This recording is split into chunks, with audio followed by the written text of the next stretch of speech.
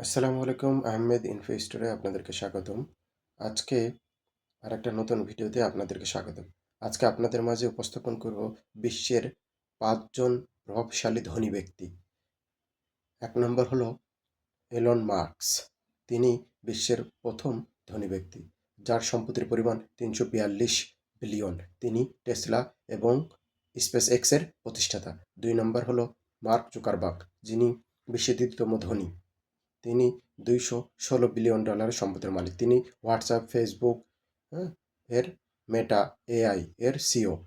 ৩ নম্বর ধনী ব্যক্তি হলো জেফ বেজোস। তিনি আমাজনের প্রতিষ্ঠাতা। তিনি $২১৫ বিলিয়ন সম্পত্তি এর মালিক। ৪ নম্বর হলো ল্যারি অ্যালিসন। তিনি ওরাকলের সহ-প্রতিষ্ঠাতা। তিনি $১৯২ বিলিয়ন মালিক। এবং ৫ নম্বর হচ্ছে বার্নার্ড আর্নল্ড অ্যান্ড ফ্যামিলি। এনারা বিভিন্ন